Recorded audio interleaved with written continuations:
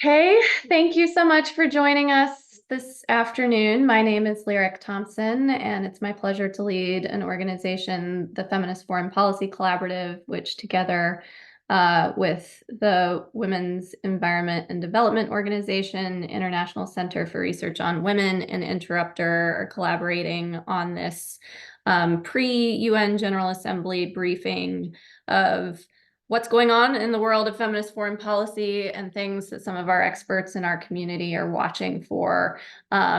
First off, at UN General Assembly at the end of the month, but then ongoing calendar of events this fall.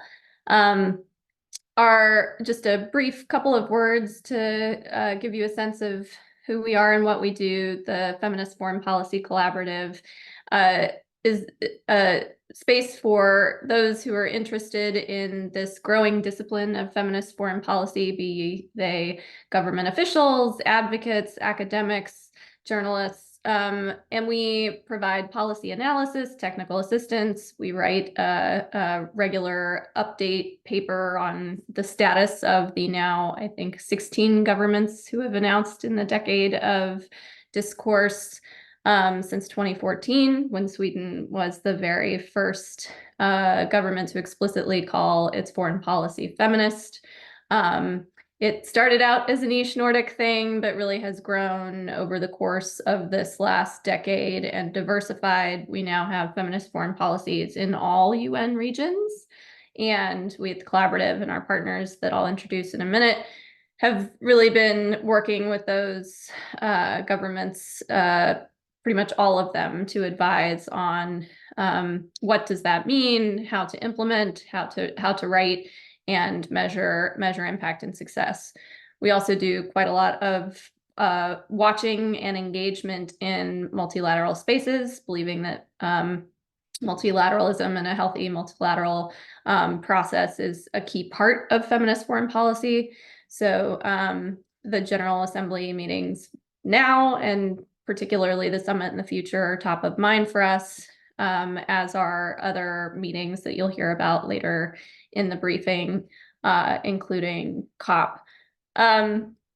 So we wanted to take this moment to give you a sense of what's happening in the world of feminist foreign policy, what we're watching for from these governments. They have started to work together a bit in a block. At the UN, there's something called the Feminist Foreign Policy Plus group that you'll hear a bit more about from my colleague Foteini. So they have been active there. They had their first political declaration last UNGA, so we're expecting something similar there. And at least for myself and my colleagues at the collaborative, we really, our theory of change on the growing diversification of this group is that it's a real opportunity to kind of break up some of the regional blocks that have constrained progress on gender equality, human rights, environmental integrity, peace, and other issues at the United Nations. So to kick us off and to ground us in what she's watching for at the General Assembly later this month, and particularly among this cohort of the feminist foreign policy countries, I'd love to introduce our first briefer, Foteini Papagioti. She is currently the Deputy Director of the Policy and Advocacy Division at the International Center for Research on Women. She brings a wealth of experience following the UN, reporting on the UN, publishing papers about its treatment of gender equality and human rights issues, and also organizing some of the women's rights advocates seeking to shape various UN processes. So Foteini, I'd love to turn it over to you to start us off with what you're watching for at the upcoming UNGA and some of the future events later this month. Over to you. Thank you, Lyric. It's great to be here with you today for this timely conversation on feminist foreign policy as we embark on a couple of weeks of intense activity on global goals and aspirations. For us at the International Center for Research on Women, feminist foreign policy is a viable, actionable agenda with immense potential to bring about the change we want to see for a peaceful, prosperous, and livable planet, for justice and gender equality. We are committed to continually challenging and improving this agenda, and we have taken a dual approach to doing so. On one hand, we have leveraged our evidence-based expertise to develop the Feminist Foreign Policy Index, a comprehensive tool that combines rigorous evaluation of feminist commitments in foreign policy with actionable recommendations for the full and coherent actualization of feminist foreign policy across a range of priority areas, including peace, economic justice, labor, migration, and climate action, to name a few. And at the same time, as we see more governments, civil society partners, and academics now engaging more with the topic of feminist foreign policy at the regional and the multilateral level, we are also contributing our long-standing expertise in developing and advancing a shared agenda for women's rights and gender equality at the United Nations to support both member states and civil society coalitions, particularly as they descend on New York this week to attend some of the key moments that you mentioned, the General Assembly, the Summit of the Future, Climate Week. Those are some of the key multilateral processes that we are engaging with, where member states will be taking stock of global progress toward these shared goals, and then also articulate their aspirations for peace, people, and prosperity, and gender equality.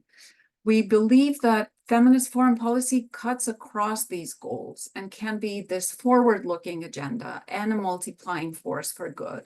We're particularly encouraged that this framework for action has resonated across regions and by the emergence of coalitions in the United Nations system who are adopting feminist approaches to foreign policy and multilateralism.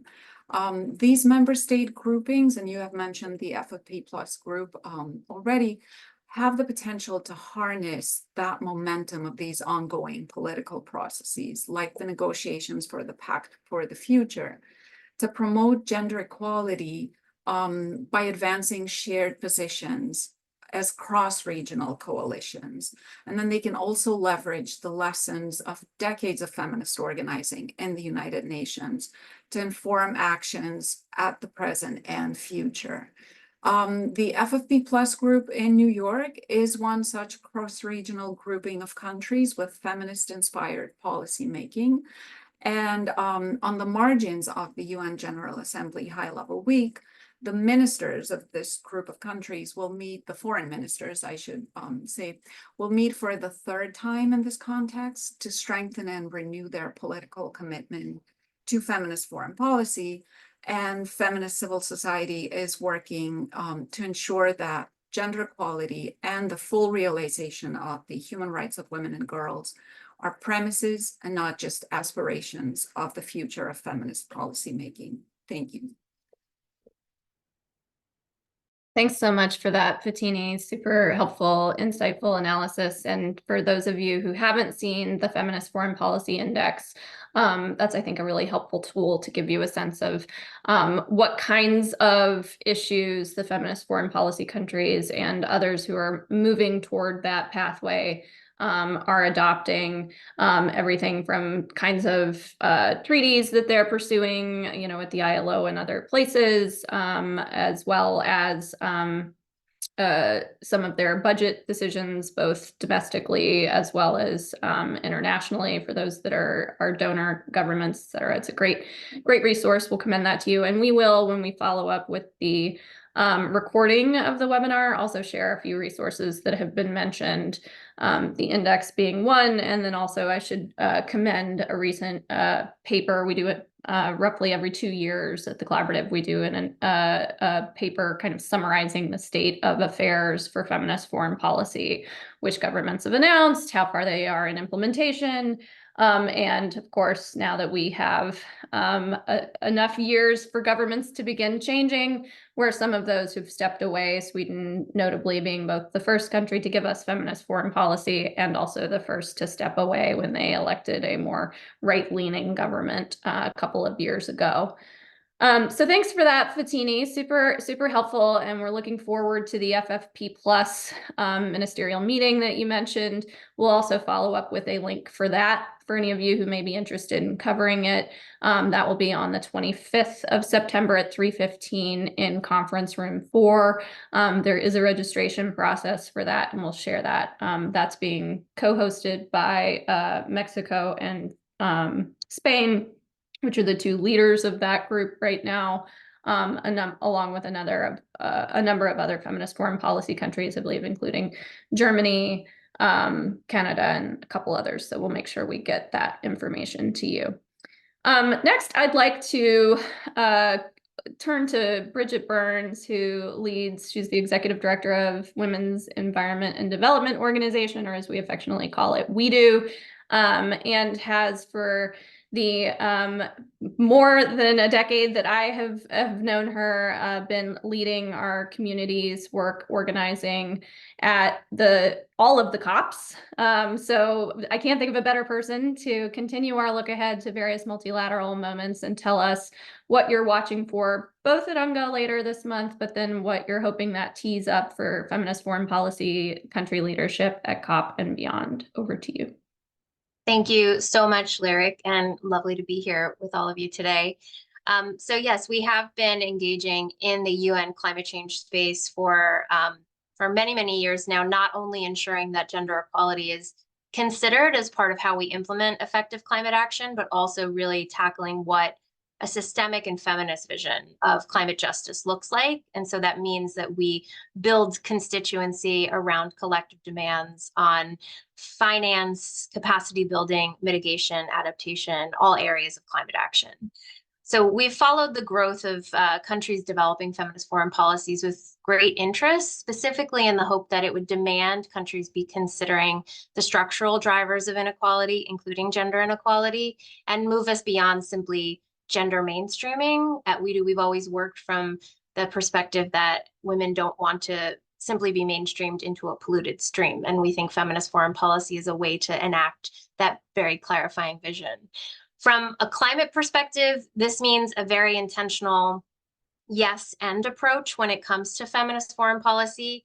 Yes, we need to focus on decision-making and representation, which in the intersection of gender and climate, this is where most feminist foreign policies focus.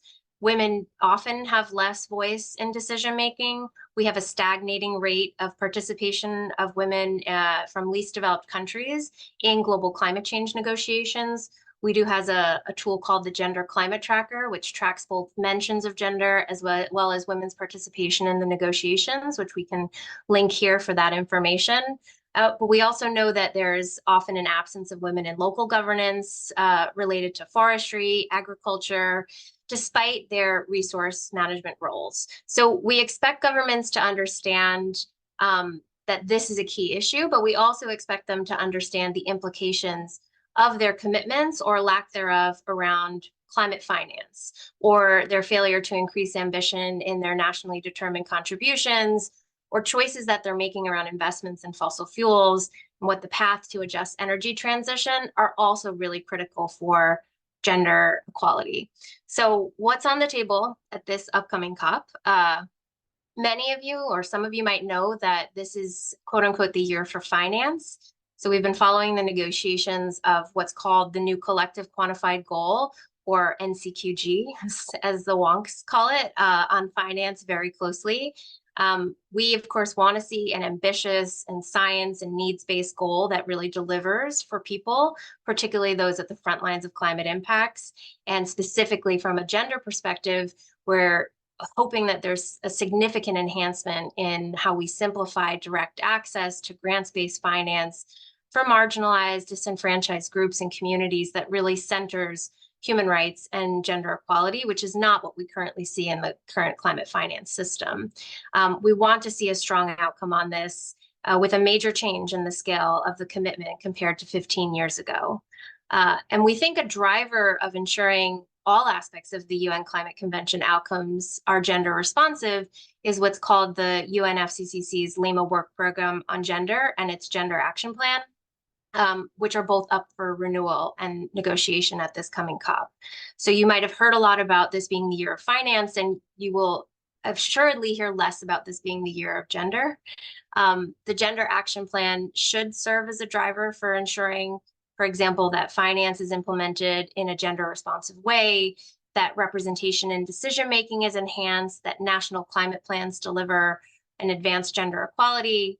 Unfortunately, what we've seen is that parties really made limited progress on this at the most recent SBs in Bonn.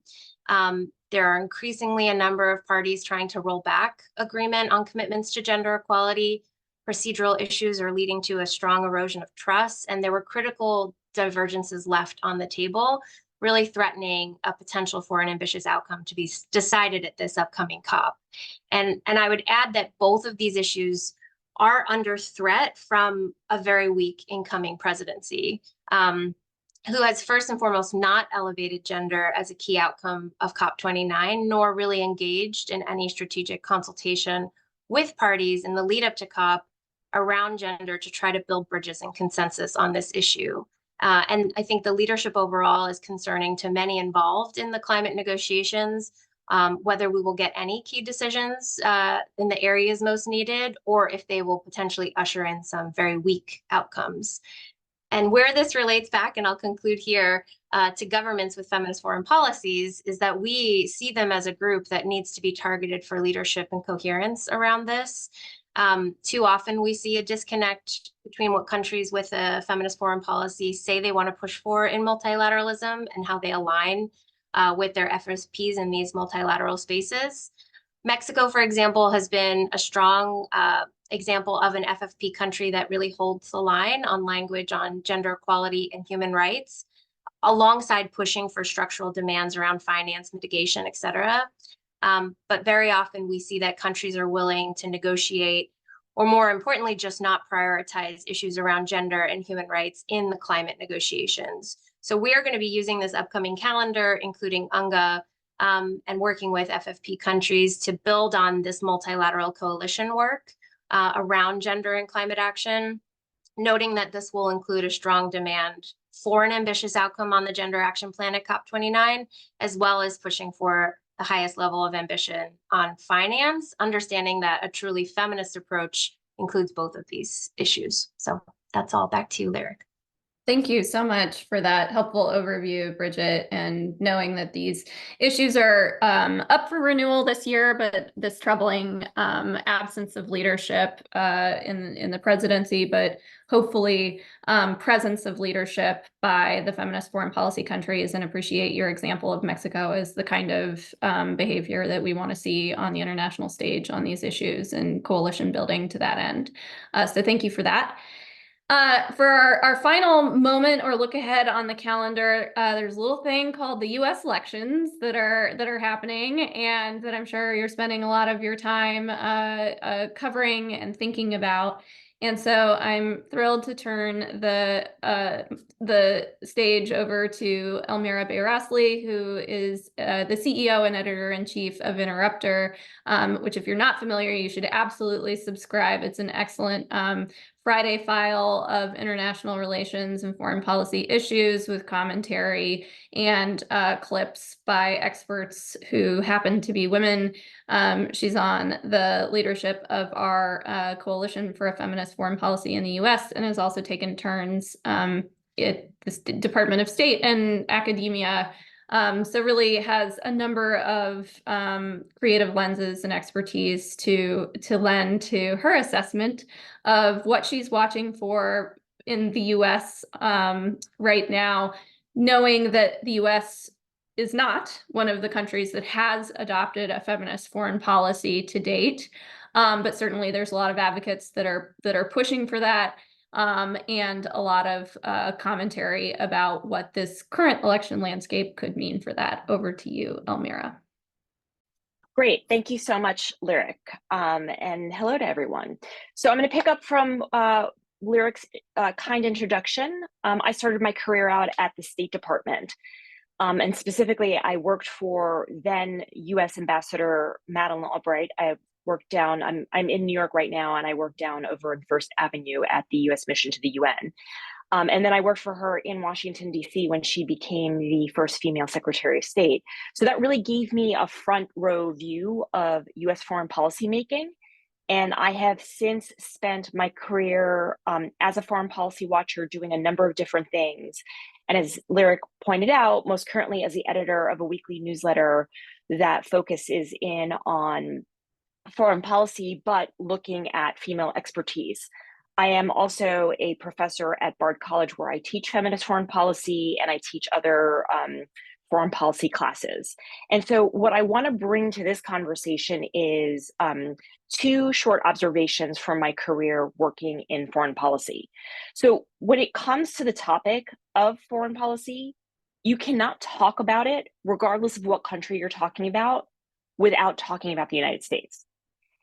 And the United States is fundamentally at the center of foreign policy. My second point is, for much of the 20th century, being the center of foreign policy worked for the United States. It is where Washington derived and projected strength. The US was the proverbial centrifugal force. And I'd probably, if any physics professors or physics teachers of mine are watching this, they will probably ding me because I'm probably using that in the wrong way. Today, I have to say things are much different. While the United States continues to be at the center of foreign policy, it's no longer the force directing it. And it wants to direct it, but by being in the center, it's trapped. And I hope all of you journalists out there are thinking of your questions now about that. It's trapped behind a one-dimensional perspective that still sees foreign policy through hard power, that is military and economics. And we can have a completely separate conversation about why it is trapped behind that perspective. But right now, I want to point out what this has to do with feminist foreign policy. The United States has long been a fierce advocate for women globally. And this dates back, I mean, we can go to many presidents and many administrations and look at what they've achieved for women and advocating for women. A couple of milestones, obviously, Eleanor Roosevelt helped craft the Universal Declaration of Human Rights in 1948, which really, I have to say, is a backbone for not only feminist foreign policy, but a lot of the efforts that you're seeing at the United Nations, and primarily the Women, Peace and Security resolution that was passed in 2000, Resolution 1325. Jimmy Carter set up the Department of Human Rights at the State Department when he became president in 1977. And that served a fundamental pillar for kind of advocating for gender equality and for feminism. In 2009, Barack Obama created the Office of Global Women's Issues and appointed an ambassador to that position in 2009. And most recently in 2021, President Biden created the White House Policy Council on Gender Equality. And again, I'm not trying to exclude anyone. I mean, we can get into the weeds of other presidents and administrations that have clearly done a lot of work on gender. And the United States has always been very outspoken about women's rights. We've heard throughout administrations about women's rights in places like Saudi Arabia, in Afghanistan, in Iran. The United States has long participated in the UN-led women's conferences. Hillary Clinton famously led the delegation to the conference in Beijing, which, interestingly enough, was the first time that the UN Women's Conference got front page real estate in the New York Times. So it moved out of the style section where it was before, and it got front page real estate in the New York Times. That being said, the United States has fallen behind in advancing a more ambitious approach to gender equality, human rights, and fundamental freedoms.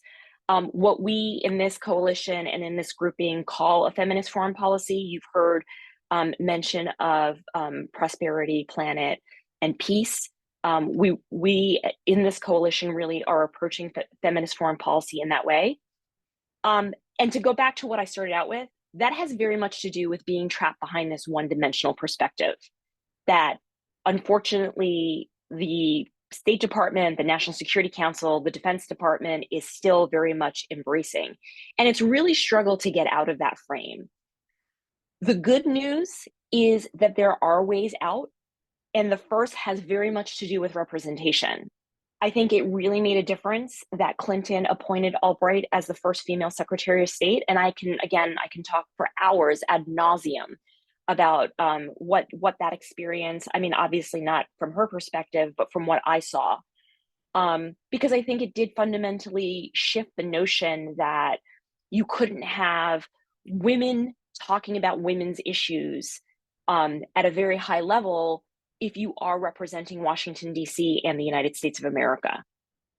To go to that further, that point, it mattered that Hillary Clinton became a U.S. Senator and that Obama appointed her as the third female Secretary of State. It was really under Clinton, who was the representative, the lead delegate at the Beijing conference in China.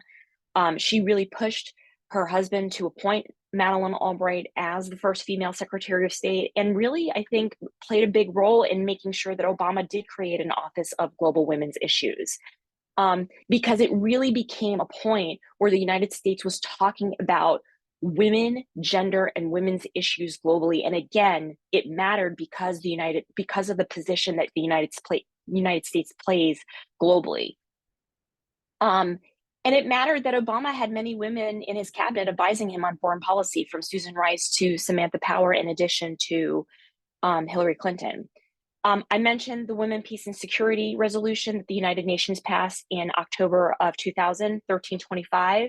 That provided an avenue for many countries to work on what we call national action plans that integrate the Women, Peace, and Security agenda into their foreign policy and national security policy making.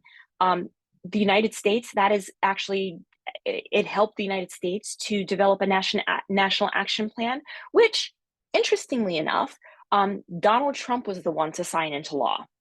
I think another way that we can see how we can actually push and the United States can move towards a feminist foreign policy is the example of rising women leaders who are showing that women can be on the world stage and advocate for gender equality and still be tough and take tough positions. I think we saw that with Angela Merkel in Germany, with Jacinda Ardern in New Zealand. Taiwan's Tsai Ing-wen is another example. These women have led countries. They led the countries during COVID. I think female leadership, this has been extensively written about female leadership during COVID, and it really did make a difference. I think one of the things that the United States has to acknowledge is that the world has radically changed. And as we move into this new, as we move into November and into a new, essentially a new administration in January of 2025, I think whoever is occupying the White House has to really kind of think about, the world has changed. I think Donald Trump and Kamala Harris have actually acknowledged that. I think both of them have radically different approaches to foreign policy, and I'm happy to get into the particulars on that. I think where I think you do see a commonality between Trump and Harris is that I think that they have acknowledged that while the US may still be a leader, there are others such as China, as India. I mean, clearly, while I wouldn't say Russia is a heavyweight, Russia is causing countries to pay attention to what it is doing in Europe, and clearly a number of other emerging market countries. And so I think in order to kind of get to a feminist foreign policy, at least from Washington, D.C.'s point of view, whoever's occupying the White House really needs to go back and work through a frame of alliances and cooperation and kind of really kind of move out of this one-dimensional perspective of everything is about the military, everything can be solved through kind of the Defense Department, and through this taking this tough stance, and essentially through economics. Obviously, clearly the United States and US businesses have an interest in the global marketplace. But I think that a lot can be won from moving towards embracing not only the countries that have adopted a feminist foreign policy, but becoming one of the key shapers and developers as feminist foreign policy starts to develop in countries. Each country that has adopted it in its own way, its own unique way. And I think that this does give the United States flexibility to adopt a feminist foreign policy in its own way. I think if the United States is ever able to adopt a feminist foreign policy, it will be drastically different from what Sweden pioneered, from what we see France and Germany doing, and what Mexico is doing to the south of the border. I don't think it is out of the realm of possibilities. I do think it will require a lot of concerted effort and an acknowledgement that feminist foreign policy is really, if the United States stays out of a conversation on feminist foreign policy, it will lose out on helping shape where that feminist foreign policy goes. And I will end it there.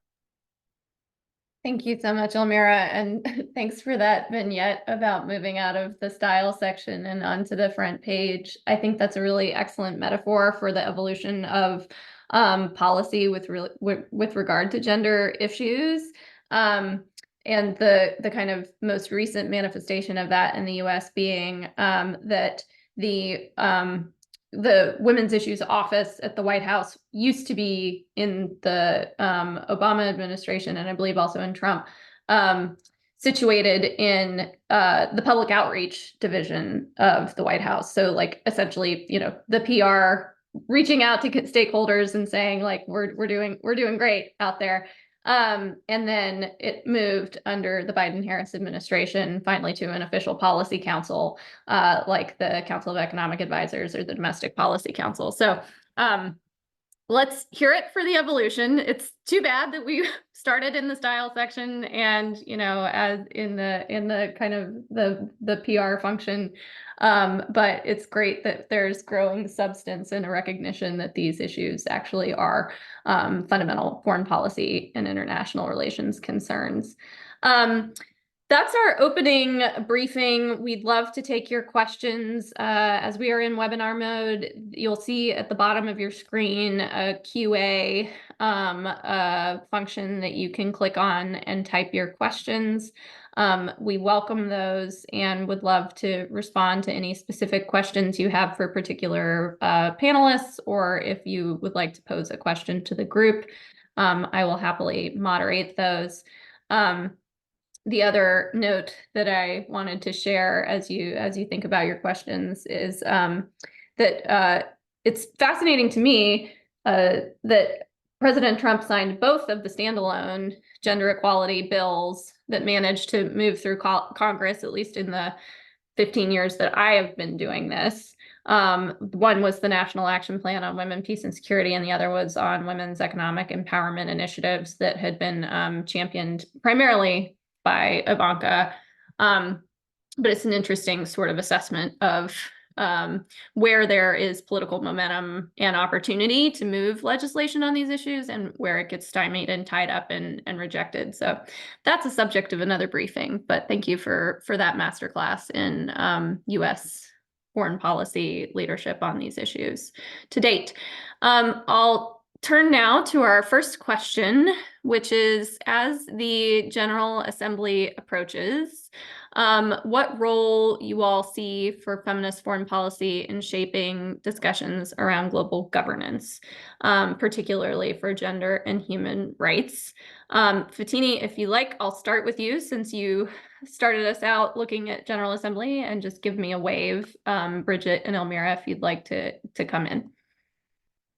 Thank you, Lyric. I think that as Bridget also mentioned regarding the work around climate action, this is indeed the year of finance. Even in the UN hallways, all of the conversations and negotiations have focused primarily on financing for sustainable development and climate financing.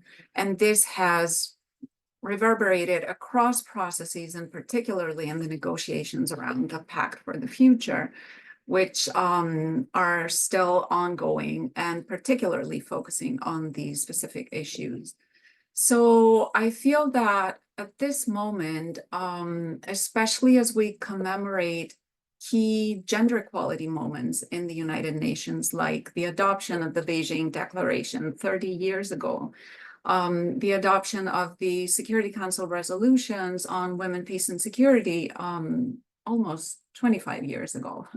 The establishment of UN Women and other key moments, I think that feminist foreign policy has the potential to bring all of these often siloed threads together in a cohesive and coherent approach to development and the full realization of the rights of women and girls around the world.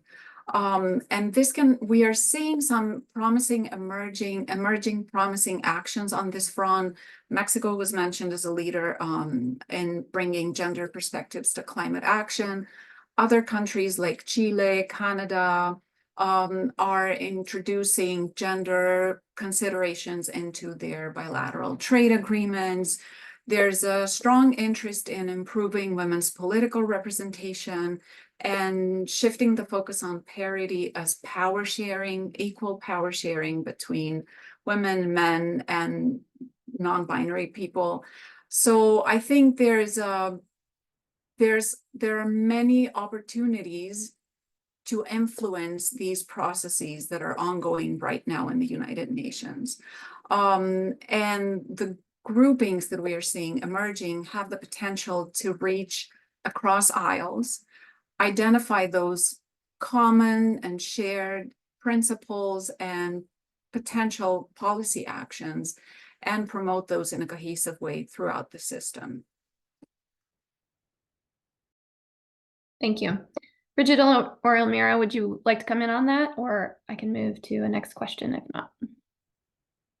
I mean, the only thing I'll add to what Foteini said is, I mean, I already see, I think you're seeing the impact of feminist foreign policy, not maybe directly, but indirectly. I mean, the conversations at the UN already, there is a conversation ongoing right now about recognizing gender apartheid as a crime against humanity. And I think that has very much indirectly grown out of this feminist foreign policy movement, you know, to recognize that, you know, segregating girls and women within a country is a crime against humanity. And so, you know, I think that has a lot to do with global governance and promoting human rights worldwide. So I think you're seeing kind of how this movement of feminist foreign policy may not be the template that people are following, but it is in the back of people's minds, and it is actually moving a lot of issues that otherwise were normally kind of ignored at the UN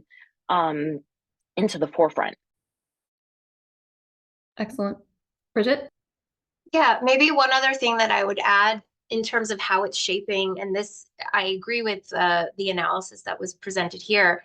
I think one part of it that's also helping to shape is the community of advocates and folks who are engaging in the project of developing feminist foreign policies, or the project of trying to hold countries accountable to their feminist foreign policies, and seeing the ways that it isn't working, or it isn't shaping, or it isn't changing things.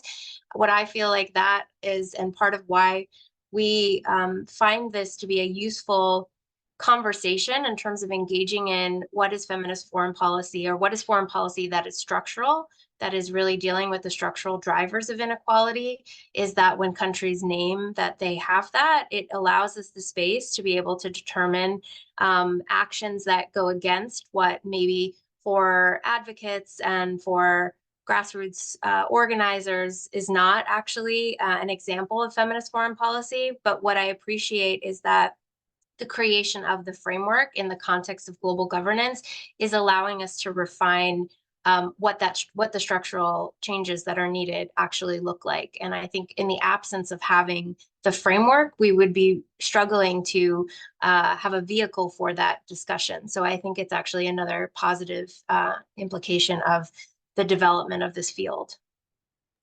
Yeah, I think that's a wonderful reflection, and what I'm grateful for, because I think the language always is something that people struggle with, and they, you know, it's very much a contested label of feminism, but it does seem to be gaining some traction in showing that, you know, now 16 governments have done this, whereas I don't think that there has been the same kind of coalescence around another label. I've seen alternatives on like progressive foreign policy or values-based foreign policy or those sorts of things. And those are all different ways of articulating, I think, similar core goals. But this one seems to be moving forward. And what can that look like in a concrete way? Thank you, Elmira, also for the reminder on the gender apartheid work, which is also, I think, some really interesting kind of trying to use feminist foreign policy approaches to shift and to improve the international human rights legal framework. So that's exciting. And there has been leadership by the Feminist Foreign Policy cohort in that. And I think there's also on the issue of women's rights in Afghanistan, whether you're using the gender apartheid label or not, we have seen the feminist foreign policy countries come together, the foreign ministers come together, prioritizing certainly getting activists out, but also calling for condemning the current situation and calling for change. So thank you for those helpful concrete examples. Bridget, I actually am going to turn the mic back to you again for our next question, which is if you could share a little bit more about COP29 specifically, and how and if feminist foreign policy frameworks can address climate change in a way that centers marginalized communities, particularly women. You were sort of starting to tee that up, but would love for a little bit more detail on that at COP. Yeah, I think in the context of COP, but also the broader kind of environmental agreement landscape, I think part of why having countries that have a systemic approach to feminist foreign policy also feeds something that we work a lot on, which is coherence amongst the Rio conventions, because we were born in the shadows of Rio, which had 3 separate conventions, including climate change, but also around desertification and biodiversity. And we have a deeply concerning biodiversity crisis alongside our crisis of climate as well. And before the COP, the COP29, there's also a COP in Cali, Colombia, of the Convention on Biological Diversity. What's helpful there, again, and how we're trying to wield the FFP space is by working with those countries that have feminist foreign policies to define a key advocacy agenda that they can carry through and actually have some coherence in what they are advocating for in both of these spaces, because it's actually often in the context of protecting biodiversity and trying to combat climate degradation that we're seeing most marginalized frontline communities are really facing the challenges of the ways in which our solutions to these problems are being structured, that don't that don't work towards consent, that don't try to understand what the issue of access to land has to do with our intention to move towards a renewable future. We've been talking a lot recently in even the Commission on the Status of Women, and the UN Secretary General just this week released his report on a panel around critical minerals, really dealing with what does a transition to a renewable energy future look like when it comes to where do the resources for that future come from and whose lives are they going to disrupt and who's going to gain from the benefits of that. And so these are really critical conversations that are happening in multiple different conventions, and they require coherence and they require multilateral coalition. And we think that we can build that coalition through the vehicle of feminist foreign policy with the goal of really centering and all that and having countries not necessarily, we don't want to keep recreating the wheel of having to fight inside a convention for gender and women to be centered in the outcomes of that.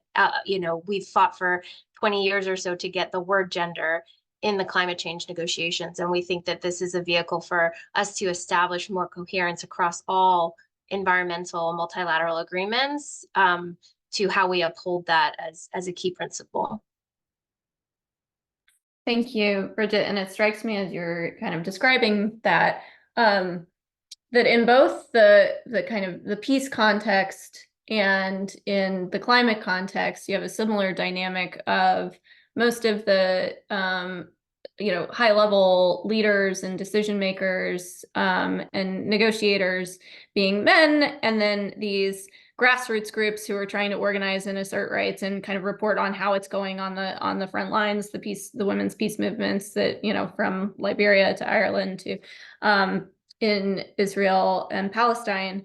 And so the other valuable piece of the feminist foreign policy framework, it seems to me, is the assertion that the policymaking process more meaningfully include those constituencies and those impacted. I think we're still seeing at work the effort to improve and ideally perfect that and those mechanisms, but certainly that it's a common thread that we see across in the feminist foreign policy framework, and that kind of emphasis on collaboration and co-creation, as we call it, as a key factor. In our remaining time, I'd like to share a question about the far-right movements globally and the ascendance of those. I think I touched briefly at the beginning on the fact that, Sweden was the first country to give us a feminist foreign policy, and also the first to step away after a more right-wing government coalition took power. But they're not the only one. We've also seen, certainly in Argentina, the very aggressive work by the Milei government to eliminate the gender ministry on day one, to eliminate several of the women's rights and domestic violence, sexual assault provisions, programs, policy, and even the college for the women, the madres who were so effective at asserting human rights and issues under the last dictatorship. This is something that we're seeing in the US as well, of course. So with the rise of the far right movements, how can or does feminist foreign policy, can it counteract that at all? Elmira, maybe I'll turn to you for some opening thoughts on that in the US context, and then we can zoom out with Foteini and Bridget. Sure. I think if you take a look at far-right movements, a lot of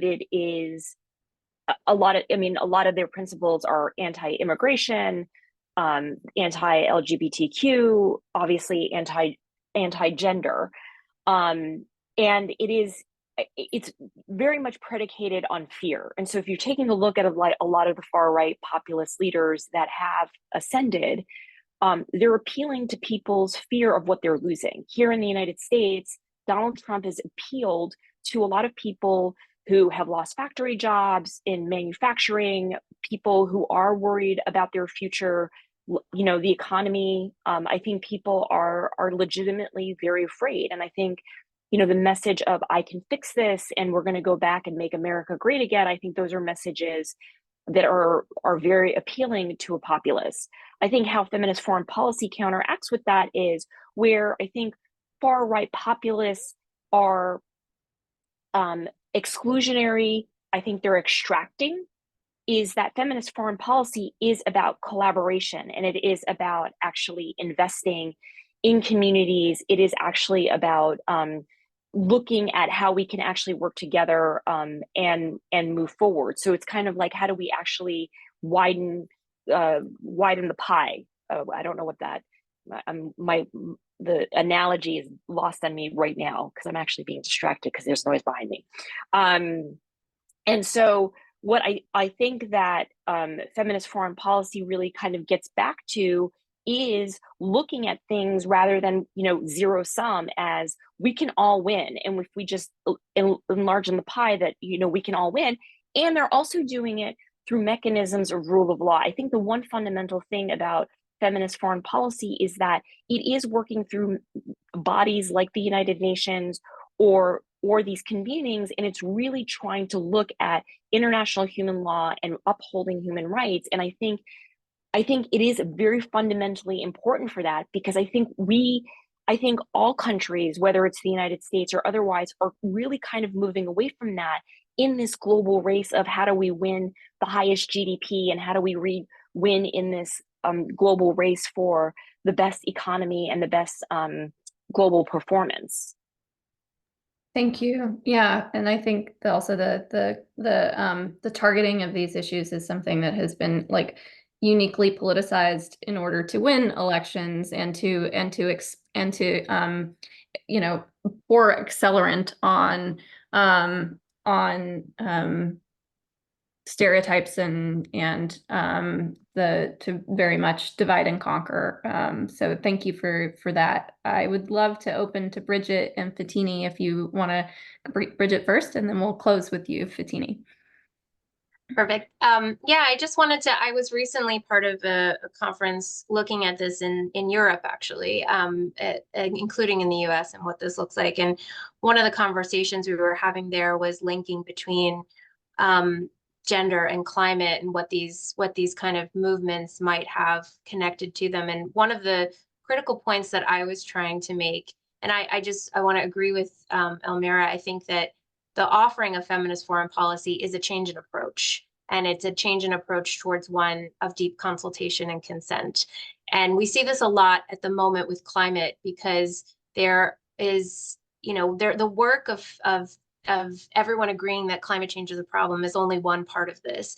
The really sticky thing is, what do we do about it? And what are the solutions that we're going to implement? And we have seen governments fail to do this in so many ways, and fail in their approach even when they're trying to promote quote unquote climate positive policies or initiatives, when they don't do it in deep consultation and consent. And that's a breeding ground for right-wing movements and this uprising of populism, because we've used the example of Ireland before, who declared a climate emergency, and it caused a huge amount of challenges and uprising amongst dairy farmers and workers, and some of the implications that that policy had in terms of their lives and their livelihoods, and that there was a ready and willing right-wing organized movement who wanted to breed on those fears and breed on that dissatisfaction with the approach, and so we have to have a change in how we approach our both domestic and foreign policy towards deeper consultation and consent, if we are going to be able to kind of shift these key pieces. And we see that kind of happening across many countries in many moments right now, and it builds off of the point you just made, Lyric. Thank you, Bridget. Yes, on the resourcing piece, just to commend the work of Neil Data and the parliamentarians for sexual and reproductive health and rights that have done an analysis of the resource flows to far-right organizations who've been really pioneering a lot of the work to do just that. And that much of that is coming from the US and Europe and Russia. So just as we see in the US election, the money helps, the resources help. And so that is a point that is very well taken. Foteini, I'd like to turn it to you to close us out with any concluding thoughts on this point, and then we'll turn to next steps and close on time. Thank you, Lyric. Unsurprisingly, these debates and the far right have reached the UN. We do see these issues play out, derailing negotiations, not allowing, even regressing on agreed upon language on gender equality, human rights. There's a growing list of terms that are being opposed in these negotiations. What I see emerging, and I find very promising on the member state side, is that some of the member states, even within these regional blocs that have traditionally been very resistant to some of that more progressive language, are exploring informal coalitions and ways to work together to find those shared areas of agreement that they can advance. And then I also see a growing interest from member states to deeply engage with civil society to build that capacity in, effectively negotiating on gender equality and human rights in the United Nations. And I think that is a very promising model going forward. I think from my experience with the United Nations, there is this deep need for bold leadership at this time. There is a sense of needing a clear vision that is not a reaction to these far-right attacks on human rights, on human dignity. So I think feminist foreign policy can be that vision, particularly when it emerges as a result of the deep consultation and consent that Bridget mentioned around all of these key policy areas that affect our daily lives around the world. Thank you. And with that, back to you, Lyric. Thank you, Foteini. And it strikes me that we're, going to be coming up soon on the election of the next UN Secretary General, which is also a place that we've seen that dynamic and conversation play out, and where there has also notably been a lack of female leadership traditionally. Thank you to the wonderful experts who have given us such rich sense of what is going on in the world of feminist foreign policy today, and very importantly, what that could mean and what we're looking for as we navigate a very crowded schedule of events here, starting with the UN General Assembly and Summit of the Future at the end of this month, looking ahead to the COP negotiations and the US elections. As discussed, we will be sharing a recording of this, both with those of you who joined, as well as a number of other folks who have requested it. And when we share that communication, we will also share links to the resources that various experts mentioned.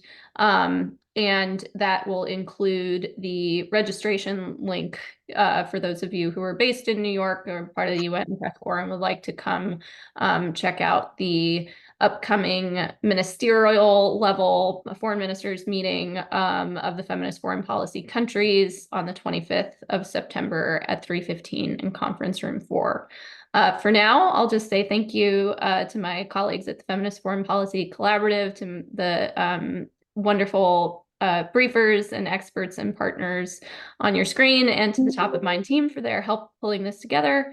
We look forward to seeing you hopefully in New York and beyond, and we will be in touch.